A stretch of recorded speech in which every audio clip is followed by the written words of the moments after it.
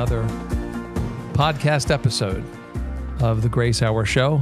We come to you from Greater Grace Church in Baltimore, and we have an interesting topic for this week in July.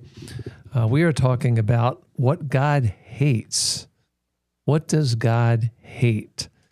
And maybe you've read that psalm about the perfect hatred. I hate with a perfect hatred. Mm-hmm. And we'd like to, Pastor Renaldo Brown and myself, Pastor Steve Andrulonis, we would like to talk about, I really want us to discuss the 6 things, yea, 7, that the Lord hates from Proverbs 6:16 through, what is it? 19? Yeah, it's 19. That's it. And we want to think about pride as, it's a monster. It is really the monster sin. It is the thing that sort of fuels the way that we look at things. We have a contempt consciousness. We look down on people. I remember reading a book. It's called Blink. It's by a writer, Malcolm Gladwell, and in there he talks about the first impressions, the initial impressions that you get that are often right. And he mentions in that a certain study at the University of Washington about couples, 50 couples, and they noticed just in conversations about taking out the trash and doing the dishes that the ones that wound up in divorce, they followed these couples for several years. Mm-hmm. And the ones that wound up in divorce were the ones that, they could see this idea of contempt, the pride. I can do better. I am better. I deserve better. Mm. And that is, the conclusion they came with it. So you can find that book, Blink. It's a very interesting book. But let's look at this, really, the proud look, the idea of looking down on someone. Yea, these 6 things does the Lord hate. 7 are an abomination to him. A proud look, a lying tongue, hands that shed innocent blood, a heart that devises wicked imaginations, feet that are swift to running to mischief, a false witness that speaks lies, and he that sows discord among the brethren. Now, I study the Bible this way, and I think you do too, Pastor Renaldo. You make the correlations and the connections. Like, I'm always thinking commandment number 1 is there is no God but the Lord, and you shall have no gods before him. Commandment number 10 is covetousness. You shall not want what your neighbor has. Why? Because I have everything I need in commandment number 1. I have the Lord God. And here I think if you are a proud person, then it will manifest itself in this last 7th thing. You will sow discord among the brethren. A proud spirit. Last week, we were talking, was it last week or 2 weeks ago? A couple weeks ago, we were in a convention. We had pastors' meetings. If a proud spirit breezed through that, he could have sown a lot of discord. Absolutely. If, a guy tried to bang his own drum, that would have been like a disastrous set of meetings. But we know that, that sowing discord among brethren is one of the devil's chief operations. And, when we look at Isaiah 14, we know that the devil wanted to be as the Most High, something he could never attain, because regardless of the way he hides himself, he is a made thing. The devil is a made thing. He's not a person. He's not a human being. He's not filled with the breath of God as a living soul. He is what he is. He is the devil. He is a liar from the beginning. And why? Because he had a proud look. Yeah. He looked at what he had, and then he looked at what he didn't have, and then he felt that there should have been some glory manifested to him, because I will be as the Most High. And this proud look really is a big thing, and we can see how it is the root of many contentions and lies and murders and wicked imaginations, all of these things. And what say you, Pastor Renaldo, about the proud look? I want to divide it a little bit. Good. First, I want to deal with pride, Okay. and then the look of pride. All right. Because the eyes are the windows of the soul. So really, this idea of pride, it seems it's in our conscious mind, but it first seems to manifest with the look. The word there for, I think King James uses haughty. The word, the Hebrew word for haughty there is the word, we get our word hubris from. And hubris it's a quality of personality that has extreme or excessive pride, dangerous overconfidence. It kind of manifests in itself a need for victory, even if it doesn't mean winning. But when you have a haughty look, it always is opposed to reconciliation. It's always opposed to restoration. It wants to win, but it only wants to win when there's a loss. They need a loss. In other words, it's like someone who has a proud look needs to win the argument, and you need to be wrong. You need to be wrong. This conversation can't end unless you're wrong. And that proud look will fuel proud communication. But I like the way you said it. It's this thing that's happening here in Proverbs 6:16 through 19 is first correlative, but it's also progressive. It's progressive. Like the proud look will cause all these things to happen, but it's a look. It's a look. We used to say growing up, parents would tell children, don't be eyeballing me like that. Don't look at me like that. Parents would recommend, they could see it in you, like you're seething, like you've done something wrong, or your mother says something and you just give them this look. And your parents can discern instantly, that's a proud look. I will knock that look off your face. Don't eyeball me like that. Don't look me like, you haven't said a word. But in Isaiah chapter 3, verse 9, your countenance betrays you. That proud look is not just the eyes alone, but it's also your face. Your face is a projection of elevation. And it's always elevation, just like in Isaiah 14, elevation above where you are. It's an overstating of being an image bearer. You go from being an image bearer in Genesis 2, from being an image bearer to the image. You're like dust that deifies itself. You deify yourself with this look. It's the pride that fuels it. Pride fuels. This is at the heart of the first sin. Pride was fueling this alternative reality that Lucifer presented to her, and she just said, you know what? Yeah. Like, it's this sin against God. It's this sin against it's this lie about my position. Satan has two big lies about my position as a human being. The first lie is I'm less than. And that's why you have a life of lack, because you buy the lie that you're less than. You're less than what's necessary. You're less than what you could be. It's always a position. And the second lie is that you're more than.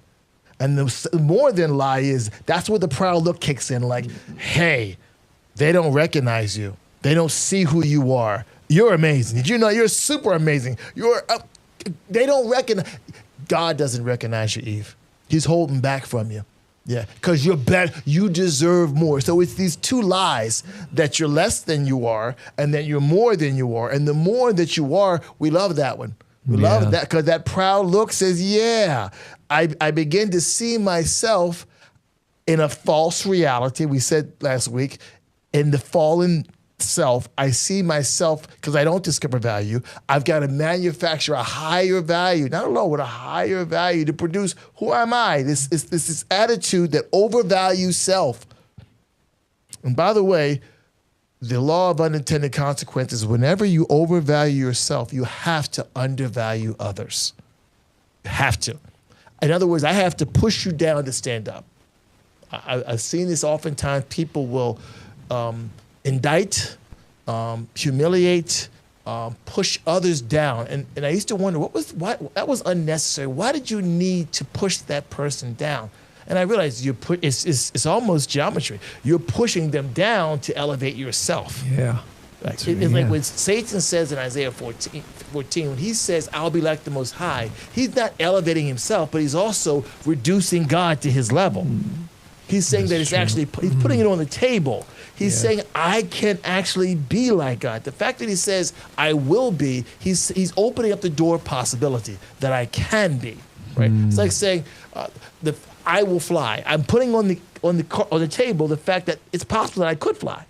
And he's saying that a created being can actually be like an uncreated being. Mm-hmm.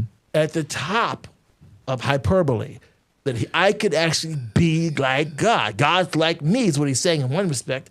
He's like me, so that makes this possible. The arrogance of that, and that's another word that's connected to this word hubris, the arrogance of it. The arrogance speaks of the right to demand certain things of people or to claim or seize justification. To arrogate is what it really means. It's this idea of a false reality, like I can have that, I can do that. It's this proud look like, yeah, I'm somebody. I'm somebody. I'm not just somebody. I'm more than you think I am. I'm more than I actually am. And you're less than who I am. 3 things. I'm more than I think I am. I'm more than I actually am. And number 3, you're less than who I am. Yeah. And that's all communicated with a look. Wow. I was thinking about when you think about the way that Nebuchadnezzar walked around before God struck him down. That's right. Proud look. Proud look. And all the regalia. God did not strike him down because he shined like gold. God did not strike him down because of all the opulence and the money and the women. That's not like, but inside the man, there was a proud look. He walked around with a proud look, and God said, this day, proud look. Or like Luke 18, when the man is going to break down his barns and build bigger barns. Once again, he looked at what he had. He assessed it with a proud look. I'm going to make bigger barns. You know what? I'm going to make bigger barns. See, that's the bigger barns is not the problem. God's not mad at that guy because he wanted to build bigger barns, but it was the way he looked at what God gave him. It was a proud look. Yeah, Proud look. Yeah, and this is the proud look. Why would God hate it? And I think one thing I want to define here, I always look in the Old Testament. We tend to apply hatred as something emotional and really like a feeling. But with God, I think it is like God distances himself. And that's the thing. Like, I mean, like hatred, when we speak of it coming from the Creator and him applying it to like a proud look and to a lying tongue, it's like he has to distance himself from that. And we know Jesus said that there will come a time when, every human being made in the image of God and breathed into life by his very breath, made a living soul, there will come a time when something very grieving will happen to the Lord, when he will say, "Depart from me, I never knew you." And it's like he is sending away. Now, you have to understand, this is really theology that can't be theology. Like it's a logic of God that we can't really comprehend as a human being. How God will have to send away something of himself because he gave himself to each. Like you said, there's Nebuchadnezzar. He's looking down from one of his raised gardens, whatever they're called, the hanging gardens, one of those 7 wonders of the world. Oh, this is what I have created. And it's like, no, you didn't make any of this. I allowed it to happen. Just like Satan, like iniquity was found in him, 3 eyes. I. It was all centered on who he was. And it was an alienation that happened. He didn't see, like when you have a lien on your property, you know that there's a loan and it belongs to somebody else until you fully pay it. Satan became alienated. He didn't realize that the life that he had was actually something given by grace to him. He was equipped the way he is, and then the light just went out. We just had a light go out in here, but that's okay. I'm sorry, maybe you saw that on the podcast there, but I'm just thinking like that's, really Satan, dimmed his own bulb by failing to recognize that he was made and fitted into creation because of what God did for him. And, that's really what he promotes in us as people is like you fail to see who you are in Christ. And so you're right. You said there's God is a jealous God. What does that mean? Not the sense of jealous. I think when we say God is jealous, but he's never envious. I think there's a difference between those two words. We tend to use them as interchangeable. Yes. But the reality is that jealousy of God, he wants the best, absolute best for us. And he wants us to have everything that he wants us to have. When you talk about someone being envious, they said, if I can't have what you have, I'm going to destroy the whole thing. Yep. I'm going to just ruin everything because if I can't have what you have, I'm going to ruin it. And this is the operation of Lucifer. I can't be as the Most High because the Most High made me, so I'm just going to ruin the whole thing. Absolutely. And just destroy. So this is, this essence of pride. Why does God hate it? Why does he want to distance himself from it?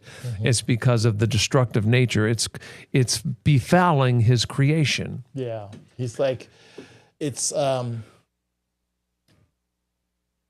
like that, the word picture you have there of God distancing himself from his creation. Yeah. I think this is what's at the heart of deism. The deists kind of felt that God distanced himself from creation because of sin. Yeah. But distance was not abandonment. No. That's their argument, right? That it's like, man, you'll figure it out yourself. But rather, there was a plan of God for redemption. But I like the idea that he did distance himself from what we did. Deism teaches that God distanced himself from who we were. But what you're saying is that because of sin, we know this very well, God distanced himself from what we do. Yeah. He does not rubber stamp what we do because we are image bearers. Does not mean that we always act according to our image. But also, I like what you said too about this idea of this proud look, because in plastic surgery, the one thing that plastic surgeons cannot change is eyes. That's why you have to wear contact. But they can fix anything on your face you want to. They cannot change eyes. They haven't figured out how to work with that yet. Outside of contacts, that's it. Because the eyes kind of speak to the attitude, and oftentimes, scripturally, you can find this: a man's eyes speak to his attitude. So if my attitude is self-orientated, then my eyes will be proud. Whenever my inner eyes look inwardly at me, right? Yes. Self-orientation, then make no mistake, my outer eye, my visible eye will look proud. The Bible makes it very clear that pride has a look to it, which is very interesting. Anthropomorphically, you could say that, like, pride has a look to it. It's something you can actually see. It's discernible. It's tangible. It's real. Like, he looks proud. And I would say, by extension, if pride has a look, then pride has a voice, pride has a walk, pride has a lifestyle, pride has an intention. All these things are part of that manifestation of pride. But it begins with the look. It seems here, Solomon is saying that the first hint of this inner pride is a look. Yeah. It's a look. Yeah, it's a look, like I said, contempt. It's a look down. I am better than you. Yes. I am better than you. I can do better than you. And I deserve better than you. That happens that's the root of divorces, many divorces. That's why I said this study that I'm quoting from this book. But I'm thinking, when we think about how do we look at other people, I go to these Proverbs, chapter 27:17. We know iron sharpens iron. You mentioned it, the face. Yes. So a man sharpens the countenance of another man, the face, a friend. And I think that, like, we tend to think, like, iron, where does it come? It comes from the core of the earth. It's like a very raw material. It's not really refined until until somebody works with it. It can't become steel until it has some admixture going on. But iron sharpens iron. It's like, if I am a proud person and if I'm looking at somebody else, I can't see the value that's in there. That's and right. iron isn't considered a precious metal, but when we have a bridge that's gone because, the rebar failed. Absolutely. Basically, and it fell into the river. So the iron that was in there, if there isn't iron in something, it doesn't hold together. But I like the second verse that comes after that. It says, as a man, dresses the fig tree, so he serves his master. It's like, can I see, this is maybe the antidote for pride. Okay. It's like, can I see the iron as valuable in you? Okay. You are different from me, like we talked about diversity in our previous podcast. But you have an iron that God gave you. It's something that came from, whatever, your makeup, your cultural identity, where you grew up, all of those things. Iron, I have a different iron, and it's one of those things that God put in us for our benefit. Because we know, if you ever watched a real chef, he's like sharpening the blade, and there's iron on iron, and the sparks are there. And if we are together, there could be some strong conversations, to put it mildly. We probably have had some strong conversations. Not recently, but once upon a time, we probably had some strong conversations. But the iron sharpened each other. And then the second one is like, if I am dressing the fig tree right, if I am serving, if I'm serving you, you are my master, I'm serving you. It's like, and I want fruit from the relationship. And we know that when it comes to the soil, working with the soil is getting your hands dirty. It's working with manure, maybe at some point, to bring health to a relationship that produces fruit. So a fig tree produces fruit, or it doesn't, and it needs to be cared for. And so our relationships need the care this way. So I think that's the antidote for pride. Can I see the iron in you as something that's going to sharpen me? Can I serve you in a certain way so that the relationship is fruitful? Yeah. And we know that, why do we call things fruit? Like a tomato, we may classify it as a vegetable, but it actually is a fruit because it contains seed to produce more tomatoes. You know what I'm saying? It's like you caught me off guard there. I caught you. No, it's a fruit. It's once it's reproductive, it's now tomato. So I'm with you. Here we are. It was just practically tomato, but now tomato. Hey. No, I'm just saying. But I'm just saying. That's higher learning. Education, folks. That's it right there. If I let our relationship be a relationship of sharpening of our countenance, and if I serve you in the right way. And you serve me in the right way, then there's a fruitfulness that comes from that.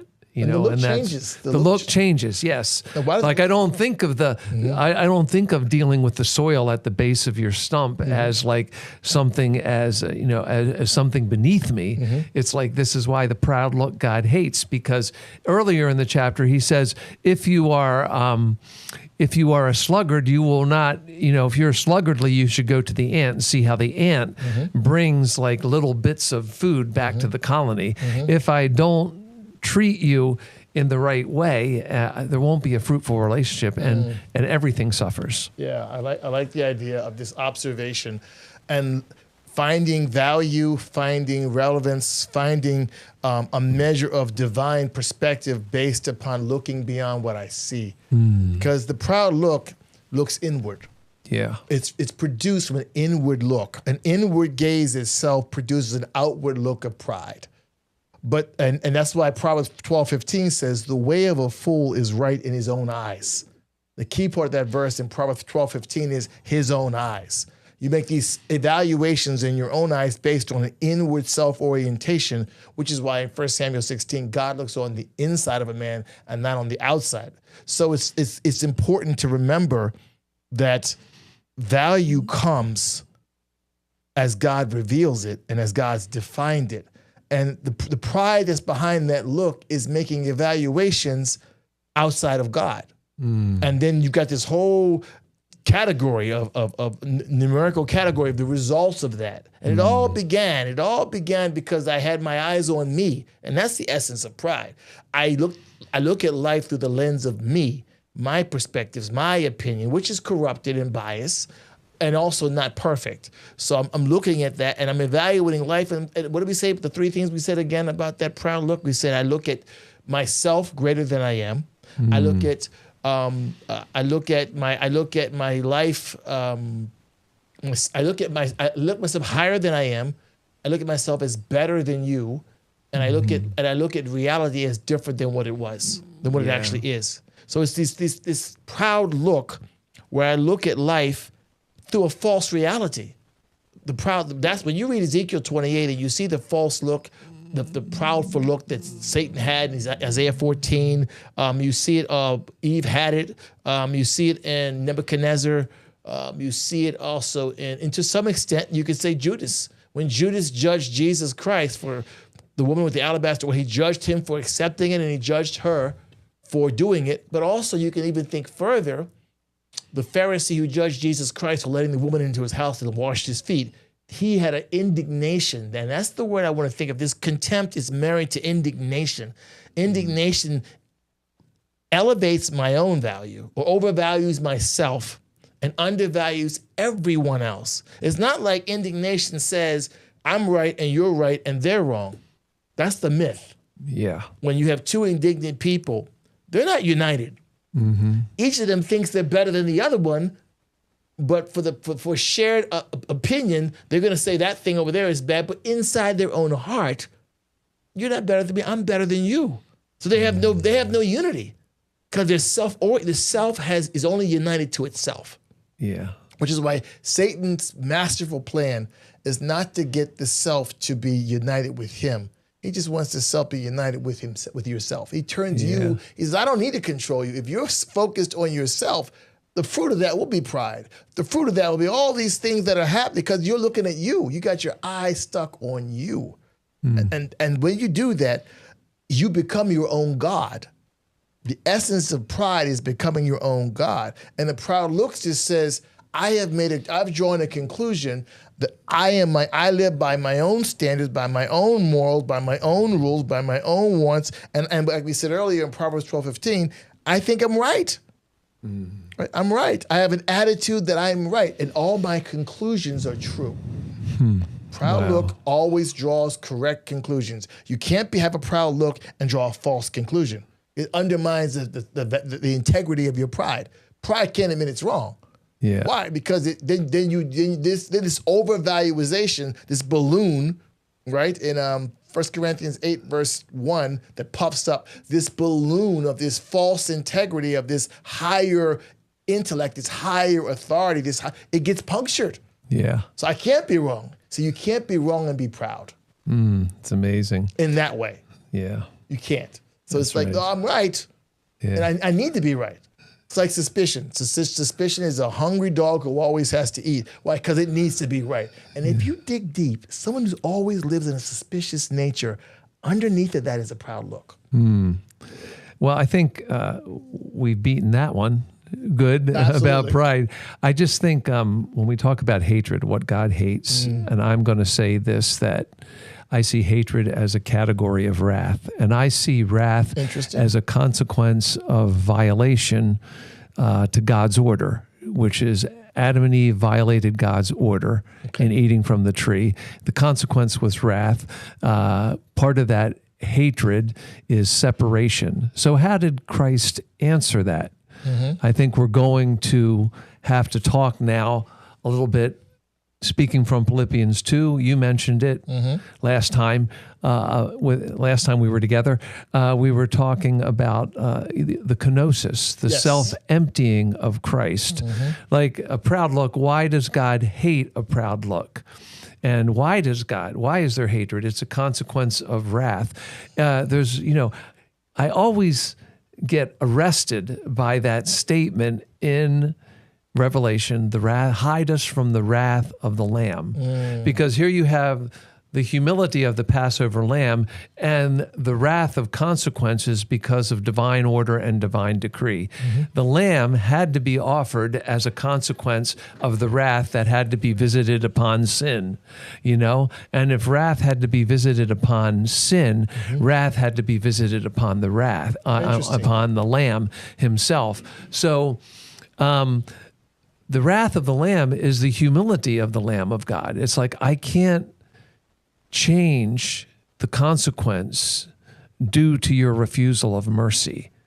Like, so why hide us from the wrath of the Lamb? Well, why does the Lamb have wrath? Because if you will not receive the mercy of God embodied in the person of Christ offered on the cross, then there is no way for you to come to the Father. He is the way, the truth, the life. The Lamb is the only way to go through the veil into the presence of God. So let's talk about that. Like, okay, so God hates. How did God answer his hatred? And how did God, fulfill that category of wrath, the justice that had to be visited upon the sin of man? How did he do it? He didn't excuse it. And He didn't excuse it. That's the first thing I want to lead with. He didn't excuse it. There's this mythology of morality in society that God will just wink at sin and look the other way, and he just excuses it. Like the God of the Old Testament was so vehemently opposed to evil, but the God of the New Testament, because of the covenant, he's just soft on sin. He's soft on wrongness. There's no more wrath of God in the New Testament. God doesn't hate sin. These verses of God being angry at evil and violations. Oh, on the other side of the cross, no, it's not. God remains who he is. So he didn't excuse it. He dealt with it. Yeah. And that is actually what the plan of redemption is. The plan of redemption, in part, is God dealing with his wrath for man's disobedience, man's violation of his order. He dealt with it. And he dealt with it once and for all through the cross in Hebrews 10 actually, 12, 14, 16. But also in our experiences, he deals with it through the conviction of the Spirit and the discipline of the believer. He addresses it. He doesn't just warm over it.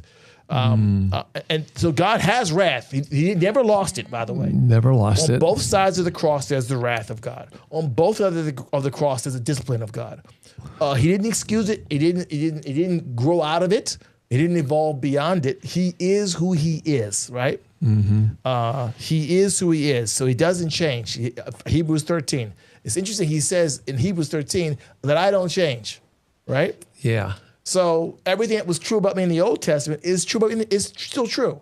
So in this area, if I hated pride, I hated pride. If I can be angry about certain things, because I've already given you a presuppositional statement about it, I was angry about it then, I'm angry about it now, right? Yeah. But in this, if I borrow the word dispensation, I've dealt with it. That's in your right. experience in time, I've dealt. So live in the provision that I provided in dealing with it. Or part of the discipline of God, there's a measure of wrath. Hebrews talks about that being in the hands of an angry God, the wrath of God. It's a valid point. God does hate. And I like the way you said hate. We got to be careful that the world does not define these terms. I can't think of hate like I hate, fruit on pizza. It's not like that, which I do, by the way.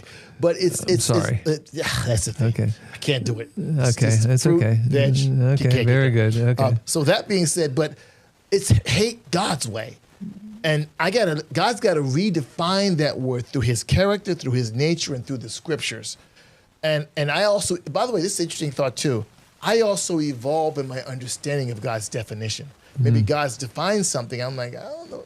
I'm not getting that. And then God's got to progressively, practically bring light to that. And then I understand it in a more personal and more practical, more deeper way. But I think this word hate, we're scared to put it in the same sentence with God. We hate it. Yeah. We hate to do that because how can God be a God of love and God of hate? He's not, according to your definitions. That's right. The way you define love and the way you define hate is not the way God does, right? I've heard definitions like love less. Yeah. That's one that's out there, but I like yours, the distance. Yeah. Like if God hates sin and God puts all the sins at one point on Jesus Christ on the cross, what was God's reaction to all the sins on Christ? For 3 hours, he distanced himself. Separation. That's it. Yeah. Not annihilation, No. separation. Yeah. So you can say that about the world. Yeah. God loved the world. He distanced himself from the activity of man, but he never distanced himself from the opportunity to know him in a relationship way. Yeah. But I like that idea of you gave me there, the distancing, because that's what I sense when I don't walk in the Spirit. That's what I sense when I sin. When I have a proud look, I sense the distance of God. I can sense that. And that's God hating the lack of fellowship. That's God hating the decisions that I'm making. That's not God hating me. Yeah, it's quenching the spirit. Yeah, good It's word. quenching the spirit, and then living in the proud look is grieving the spirit. So when we think of how God hates, I think it takes no pleasure in the death of the wicked. You know, God hates what sin has done to people, and he takes no pleasure. He will take no pleasure in saying, "Depart from me, I never knew you."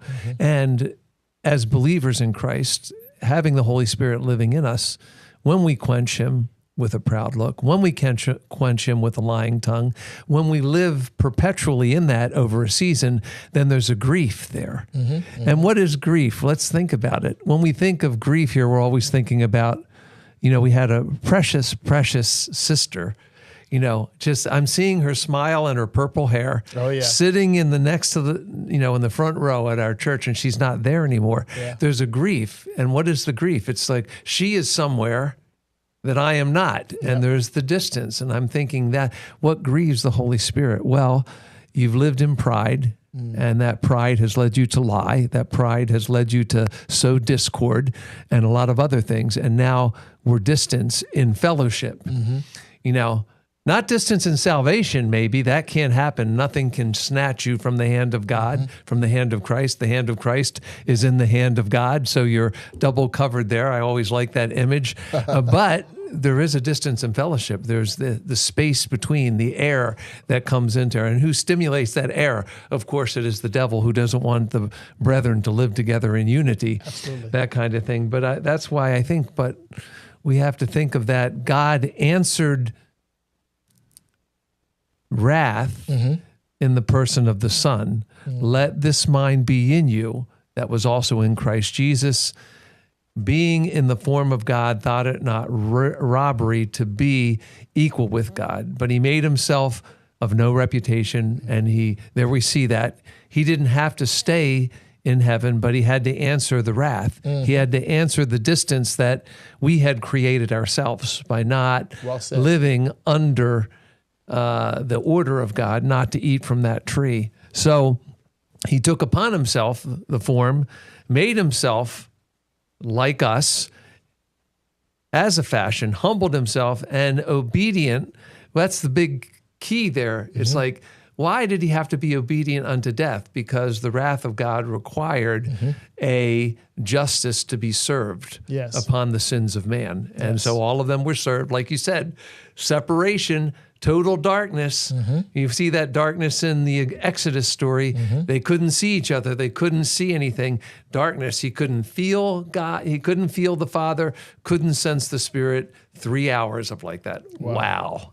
That was like, that had to be just a cosmic episode of unbelievable grief. Yeah, particularly if you've never had anything, Nothing like that. You see it sometimes with college parents when they send their kids to college. I've never had a moment of your life you've lived in your parents' house. You've always been there.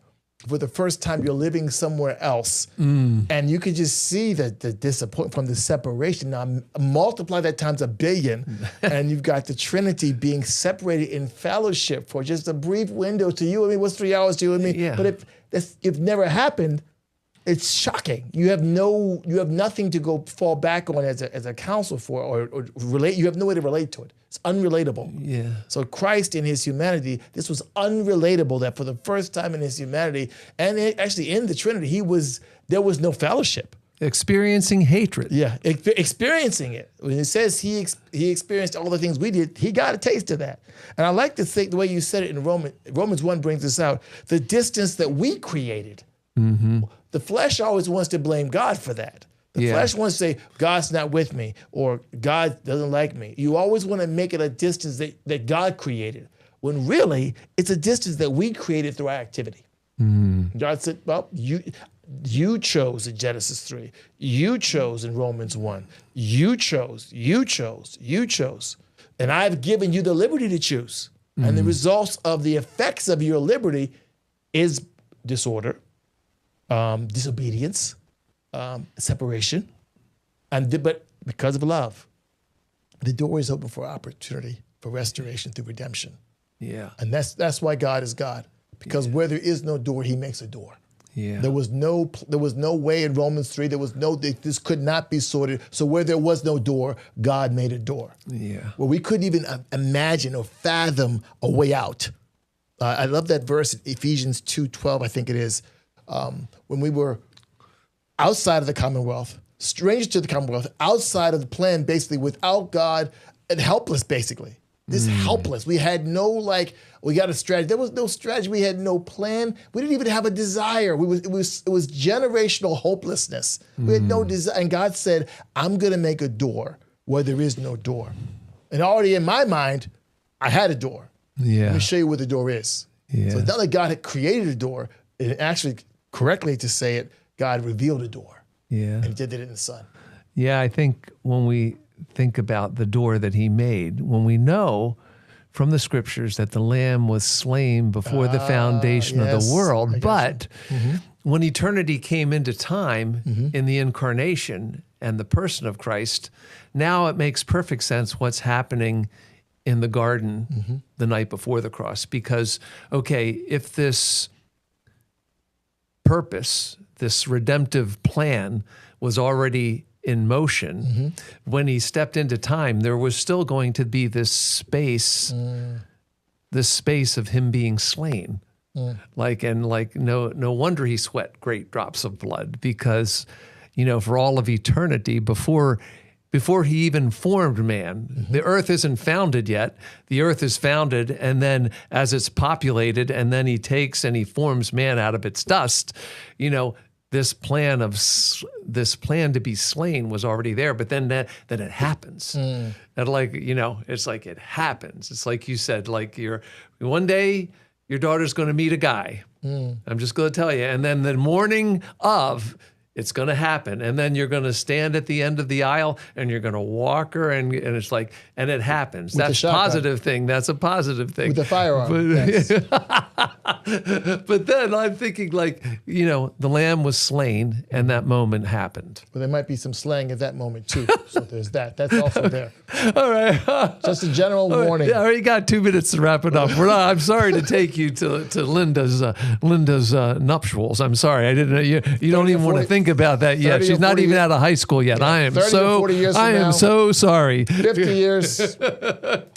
But final thoughts for this on this proud look, the things that God hates. You almost look at it like a grocery list of what not to do. Yeah. They've always taught this from what you shouldn't do, which I can get that. But I want to say this. It has to do with, first of all, your relationship with God. Yeah. When you walk outside of your relationship with God, pride takes over, and it produces all of these things in your life. Yeah. So getting back, resetting in my faith, in my spirit. Okay, God, humility is the key. Yeah. Humility stops this from happening. I would call it this chain sinning, you could say. Here, this chain of sin, the humility breaks the chain. Yeah. Because in humility, a humble look is far different than a proud look. And maybe all by grace be people of humility. And we avoid the haughtiness, and we avoid all the things that come after it. Those are all results of a lack of humility in a relationship with God. Well, this has been the Grace Hour Show. We've been talking about the things that God hates in reference to the proud look. We want you to enjoy the other podcast episodes that are devoted to this topic. I want to thank Pastor Renaldo Brown for being with me. I'm Pastor Steve Andrulonis. We want to thank you for being a part of our audience. We want to thank Jehu and Sebastian Palmieri for being our engineers today. And subscribe, please. Subscribe. Give us a 5-star rating on any platform that you're listening to us on, and tell your friends, your neighbors, and your enemies that they should listen to the Grace Hour Show, because we got things to say from the mind of God. Be well, everybody. Praying for you. Have a great rest of this week in Jesus' name.